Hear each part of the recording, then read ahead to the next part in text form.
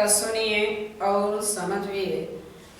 हम लोगों ने क्लास 10th के first chapter chemical reaction and equation रासायनिक अभिक्रियाएं और समीकरण नामक अध्याय से संबंधित जानकारी लेना शुरू किए थे, जिसमें हम लोगों ने जाना कि रासायनिक अभिक्रिया किसे कहते हैं, रासायनिक समीकरण किसे कहते हैं, संतुलित रासायनिक समीकरण किसे कहते हैं, संतुलित रासायनिक समीकरण का महत्व क्या होता है। यहाँ तक की बातें लास्ट पिछली वीडियो में हम लोग बातें कर चुके हैं। आज इस वीडियो में हम लोग यहीं से और आगे के बातों की शुरुआत करेंगे उसी अध्याय से संबंधित, जिसके लिए आप लोगों को एक हेडिंग लिखना होगा, रासायनिक अभिक्रियाओं के प्रकार। हेडिंग लिखिए, यहीं से आज अपने बातों की शुरुआत हो रही है। रासायनिक अभिक्रियाओं के प्रकार, टाइप्स ऑफ केमिकल रिएक्शन। रासायनिक अभिक्रियाओं के प्रकार, टाइप्स ऑफ केमिकल रिएक्शन। इसके अंतर्गत लिखिएगा, इसके अंतर्गत लिखिए रासायनिक अभिक्रियाएं, रासायनिक अभिक्रियाएं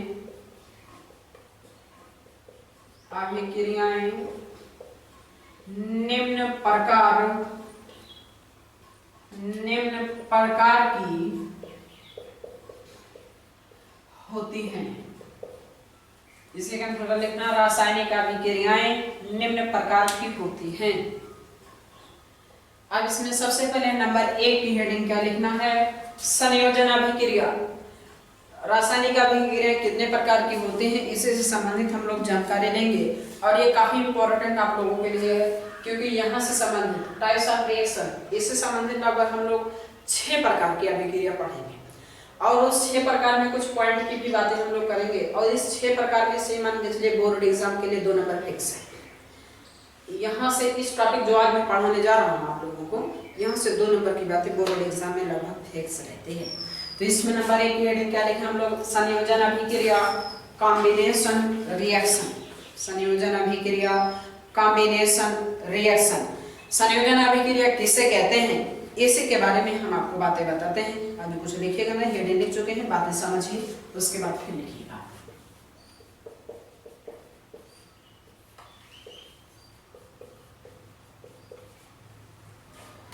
अभी कुछ मत लिखिएगा। संयोजन अभिक्रिया किसे कहते हैं, बातें सुनिए। ऐसी रासायनिक अभिक्रिया जिसमें 2 या 2 से अधिक, ऐसी रासायनिक अभिक्रिया जिसमें 2 या 2 से अधिक अभिकारक अणु मिलकर, तीर के पहले जो बात लिखी होती है उसे अभिकारक कहते हैं, तीर के बाद जो लिखा होता है उसे उत्पाद कहते हैं। 2 या 2 से अधिक अभिकारक अणु आपस में मिलकर एकल उत्पाद का निर्माण करते हैं तो उसे संयोजन अभिक्रिया कहते हैं। बातें समझ पा रहे हैं ना, कि 2 या 2 से अधिक अभिकारक अणु आपस में मिलकर एकल उत्पाद का निर्माण करते हैं तो उसे क्या कहते हैं, संयोजन अभिक्रिया। जैसे एग्जाम्पल के तौर पे A + B मिलकर क्या बनाए, C बनाए। तो क्या है कि कोई 2 अभिकारक, 2 या 2 से अधिक भी हो सकता है, कि 2 या 2 से अधिक अभिकारक अणु आपस में मिलकर एकल उत्पाद का निर्माण करते हैं तो उसे संयोजन अभिक्रिया कहते हैं। लिखिएगा, ऐसी रासायनिक अभिक्रिया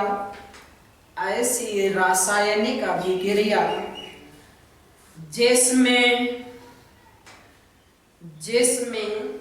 2 या 2 से अधिक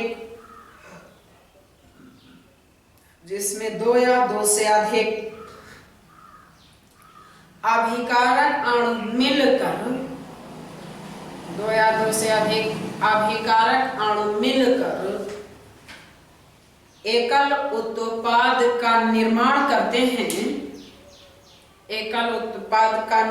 करते हैं, तो उसे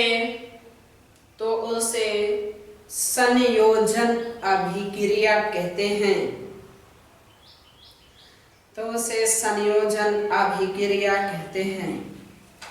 एग्जाम्पल में यही वाली बातें आप लोग को दर्शाना होगा। बात ध्यान दीजिए, CaO बिना बुझा चूना या इसी को कली चूना कहते हैं। बिना बुझा चूना या इसी को हम लोग क्या कहते हैं, कली चूना कहते हैं। CaOH का होल ट्वाइस इसे क्या कहते हैं हम लोग, बुझा चूना कहते हैं। इसे हम लोग क्या कहते हैं, बुझा चूना कहते हैं। नोट कर लीजिएगा। अब बातें सुनिए। जैसे कि हम लोग क्या करते हैं, ये जो बुझा चूना होता है इसका प्रयोग कहाँ किया जाता है, दीवारों की पोताई के लिए। या इसके अलावा इसका प्रयोग और कहाँ करते हैं, चूने के साथ करते हैं। इसका प्रयोग कहाँ करते हैं, चूने के साथ, सुरते के साथ। इसी चूने का प्रयोग करते हैं, इसका नहीं करते हैं। हम लोग करते क्या हैं, मार्केट जाते हैं, मार्केट से इस चूने को खरीद के लाते हैं। खरीद के लाने के बाद पानी में डाल देते हैं। पानी में डालने के बाद आपने देखो बहुत तेज पकने लगता है। पकने के बाद जब ठंडा हो जाता है तब क्या बनता है, कैल्शियम हाइड्रोक्साइड, जिसे बुझा चूना कहते हैं। और इसी चूने का प्रयोग पूजा के साथ करते हैं, सुरती के साथ करते हैं। इसी का प्रयोग हम लोग कहाँ करते हैं, दीवारों की पुताई करने के लिए। दीवारों की पुताई करने।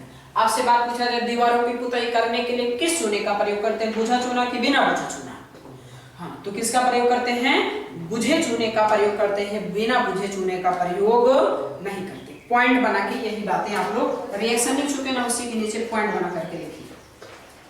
देखिएगा, बुझे हुए चूने का, बुझे हुए चूने के विलयन का, बुझे हुए चूने के विलयन का उपयोग, बुझे हुए चूने के विलयन का उपयोग दीवारों की सफेदी, दीवारों की सफेदी करने के लिए किया जाता है। दीवारों की सफेदी करने के लिए किया जाता है। अब फिर बातें सुनिएगा। आपने देखा होगा कि जब क्या बोलते हैं, दीवारों पर बुझा चूना कैल्शियम हाइड्रोक्साइड की पोताई कर दी जाती है तो चमकने लगती है। आपने देखा होगा, ऑब्जर्व नहीं किए हैं तो आप कर सकते हैं। किसी के घर पोताई हो या स्वयं के घर पोताई हो चूने की, तो देखना ये 2 से 3 दिनों के बाद क्या होती है, वो दीवार चमकने लगती है। बात यह ऐसा क्यों चमकती, वो क्यों है, तो सुनिएगा, उसके बाद पॉइंट बना लेंगे। पहले बातें सुनिए। बुझा चूना करता क्या है, जैसे हम लोगों ने दीवार की पोताई कर दिया बुझे चूने से, तो बुझा, अब ये एटमॉस्फेयर, वायुमंडल, वायुमंडल में न जाने कितनी प्रकार की गैसें होती हैं। इसमें क्या होती है, कार्बन डाइऑक्साइड भी होते हैं। तो बुझा चूना क्या करते हैं, वातावरण में उपस्थित कार्बन डाइऑक्साइड से क्रिया करके, कार्बन डाइऑक्साइड से क्रिया करके कैल्शियम कार्बोनेट की एक पतली परत बना लेता है। अब ये जैसे कैल्शियम हाइड्रोक्साइड है, इस पे मान लीजिए इसमें हम चूना कली करवा दें, तो करवाने के बाद क्या होगा, 2 से 3 दिन के अंदर कैल्शियम हाइड्रोक्साइड वायु में उपस्थित कार्बन डाइऑक्साइड से क्रिया करके कैल्शियम कार्बोनेट की एक पतली परत बना लेता है। इसीलिए दीवारों पर चमक आ जाती है। चूनाकली करने के बाद दीवारों पे चमक क्यों आ जाती है? क्वेश्चन आपसे ऐसे पूछा जाएगा कि चूनाकली करने के बाद दीवारों पे चमक क्यों आ जाती है। आपसे कोई पूछे या आप किसी से पूछे कि चूनाकली करने के बाद दीवारों पे चमक क्यों आ जाती है, क्योंकि कैल्शियम हाइड्रोक्साइड वायु में उपस्थित कार्बन डाइऑक्साइड से क्रिया करके कैल्शियम कार्बोनेट की एक पतली परत बना लेता है। इसीलिए दीवारों पर चमक आ जाती है। इसीलिए दीवारों पर चमक आ जाती है। और ये काम कितने दिनों में होता है? 2 से 3 दिनों में। हाँ, ये काम कितने दिनों में? 2 से 3 दिनों में होता है। इस बात को एनसीईआरटी ने लिख रखा है। जैसे एनसीईआरटी बुक खोलोगे ना, उसमें कहीं के दिया रहता है कि क्या आप जानते हैं, तो क्या आप जानते हैं ना, ऐसे राइट पेज पे, पेज नंबर में भूल गया हूँ, पहले अध्याय किसी राइट पेज पर उसे कोने में लिखा ना, क्या आप जानते हैं, उसी के नीचे से तीसरी लाइन में लिखा गया है कि इसमें 2 से 3 दिनों के बाद चमक आ जाती है। वहाँ आप लोग देख सकते हैं। तो पॉइंट बना के फिलहाल ये लिख चुके हैं, इसके नीचे पॉइंट बना के अब आप लोग लिखिए, फिर एक पॉइंट लिखे तब उसके नीचे फिर पॉइंट बना के। कैल्शियम हाइड्रोक्साइड, कैल्शियम हाइड्रोक्साइड वायु में उपस्थित, वायु में उपस्थित कार्बन डाइऑक्साइड से, कार्बन डाइऑक्साइड से क्रिया करके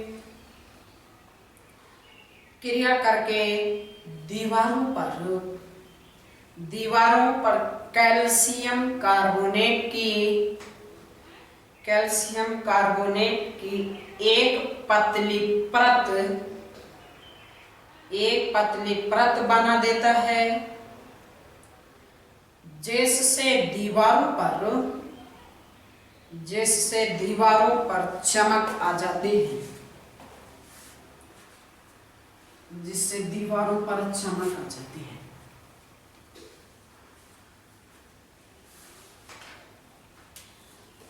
ये रिएक्शन नोट कर लीजिए। कैल्शियम हाइड्रोक्साइड है, किससे क्रिया कर रहा है, कार्बन डाइऑक्साइड से, क्या बनेगा, कैल्शियम के कार्बोनेट बनते हैं, CaCO, यहाँ से एक O मिल जाता, प्लस साथ में क्या निकल जाएगा, H2O, क्या निकल जाते हैं, H2O निकल जाता है। समझना अगर चाहे तो ये देखिए कैल्शियम हाइड्रोक्साइड ना OH कितनी बार है, 2 बार है, OH कितनी बार है, 2 बार है, प्लस क्या है CO2 है। अब ये देखिए OH मिला, H मिला, H2O चला गया, H2O निकल गया, बचा क्या, Ca, एक ऑक्सीजन यहाँ, 2 ऑक्सीजन यहाँ, CaCO3 है ना, अरे 2 ऑक्सीजन ये, 1 ऑक्सीजन ये, तो 2 1 3, CaCO3 बन के आया। तो ये तो किस टाइप्स ऑफ रिएक्शन की नंबर 1 की हेडिंग थी, कौन सी, संयोजन अभिक्रिया। अब नंबर 2 की हेडिंग आप लोग लिखेगा, यही एक हेडिंग और पढ़ाना है।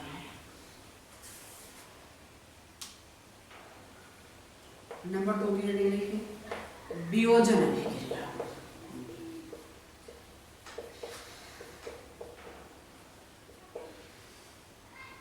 संयोजन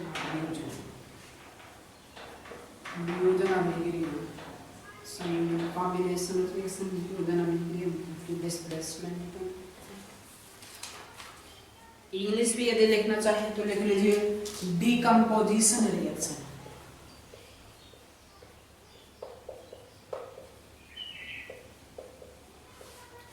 डीकंपोजिशन रिएक्शन।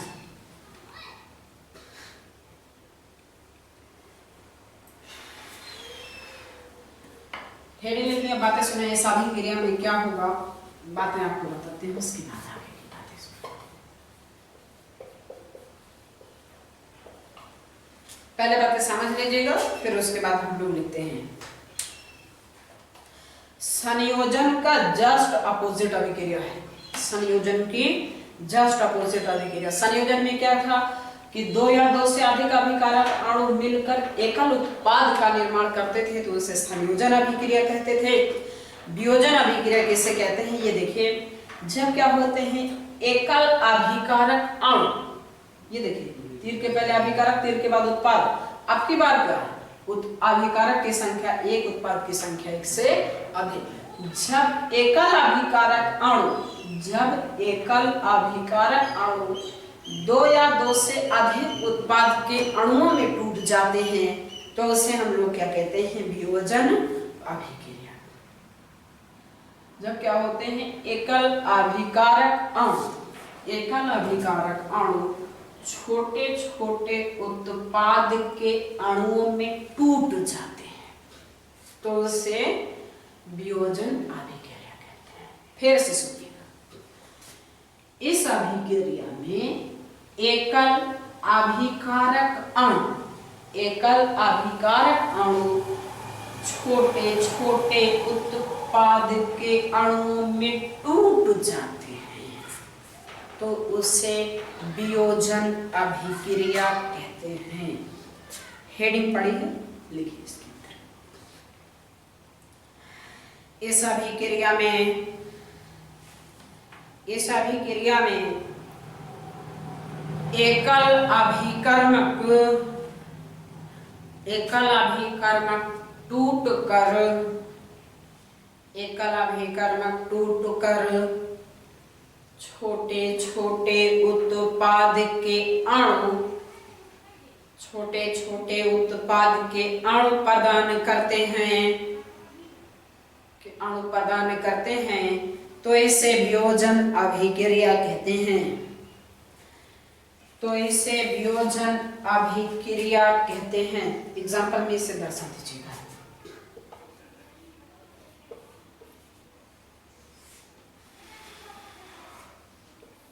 FeSO4 को भी हीट कर देते हैं तो ये टूटता है। Fe2O3 plus SO2 plus SO3 reaction को अलग से पहले से आप लोग सुन लो। Fe2O3 SO2 SO3 रिएक्शन दोनों नोट कर लीजिए।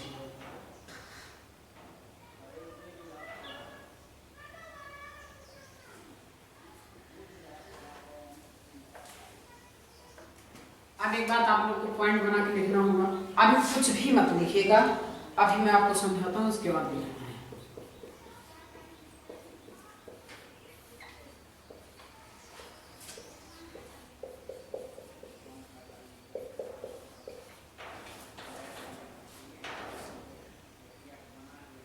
अब बातें सुने।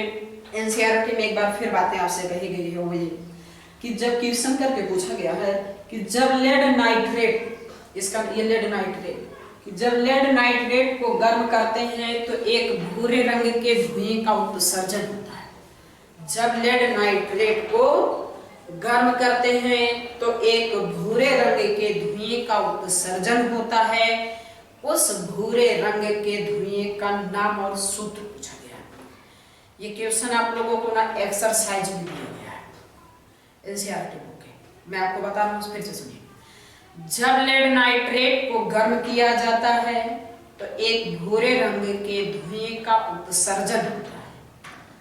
उस भूरे रंग के धुएं का नाम और सूत्र आपसे पूछा गया।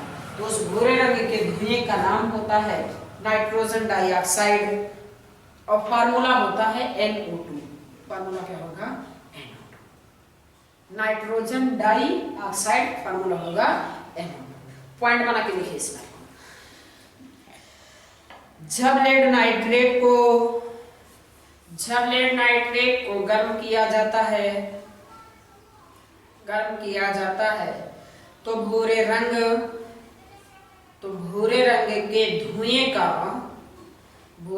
के धुएं का उत्सर्जन होता है।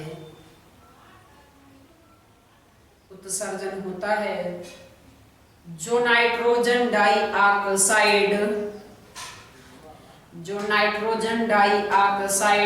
ब्रैकेट में फार्मूला लिख लीजिए NO2। नाइट्रोजन डाइऑक्साइड ब्रैकेट में फार्मूला लिखे NO2 का होता है। NO2 का होता है। अब इस रिएक्शन को दर्शा दीजिए। अब इस रिएक्शन को आप लोग दर्शा दीजिए। देखिए इस में अभी और सी बातें हम लोग को करना है। कई एग्जाम्पल से संबंधित बातें करना है। कुछ एग्जाम्पल इसमें बहुत सारे ऐसे दिए गए हैं जो एनसीईआरटी के डायरेक्ट क्वेश्चन है। जैसा कि हमने ये क्वेश्चन के बारे में बताया, इससे संबंधित अभी 2 से 3 क्वेश्चन और एनसीईआरटी बुक में दिए गए हैं, जिसे मैं अभी इस वीडियो में एक्सप्लेन नहीं कर रहा हूँ। नेक्स्ट वीडियो देखिएगा, उसमें मैं एक्सप्लेन कर दूंगा। ऐसे संबंधित 3 क्वेश्चन और एनसीईआरटी के हैं जो आपके लिए काफी इंपॉर्टेंट है। एक तो शायद इस साल पूछा गया था, तो उसे मैं एक्सप्लेन करूंगा, लेकिन इस वीडियो में यही अपनी बातों की समाप्ति करते हैं। बाकी मिलते हैं आपसे हम लोग नेक्स्ट वीडियो में। देखते रहिए चैनल। वीडियो अगर आपको पसंद आए तो इसे ज़्यादा से ज़्यादा लाइक करिए, शेयर करिए, चैनल को सब्सक्राइब कर लिए। मिलते हैं आपसे नेक्स्ट वीडियो में, तब तक के लिए